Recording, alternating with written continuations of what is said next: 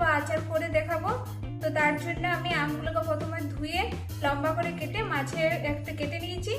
আর এর জন্য কি কি দরকার সেটা তোমাদেরকে দেখিয়ে দিয়েছি। মশলার জন্য আমি গোটা ময়রি, জিরা আর সর্ষে আর কটা লঙ্কা নিয়ে নিয়েছি। এগুলোকে আমি প্রথমে ভেজে নেব, তারপর শিলবাটাতে গুঁড়ো করে নেব। তো প্রথমে ময়রিটা দিয়ে দিচ্ছি।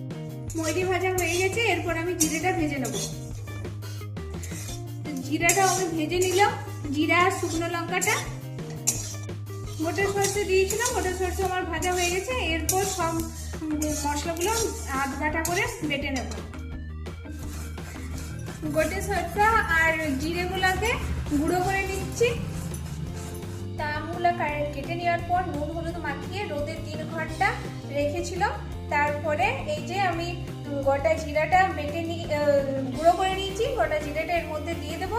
আর সরষেটা গুঁড়ো করে নিয়েছি দিয়ে দেবো। আর মেথি গুঁড়ো এর মধ্যে দিয়ে আছে, তো এটাও আমি দিয়ে দিচ্ছি। তারপরে আমি তেল দিয়ে দেবো।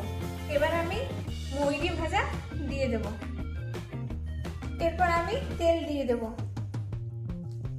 এর মধ্যে আমি একটু পরিমাণে তেল দিলাম, ভালোভাবে নেড়ে দিতে হবে তেল দেওয়ার পর।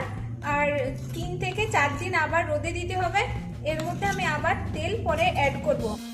এভাবে বাড়িতে সহজে আচার বা আম তেল করে নিতে পারবে।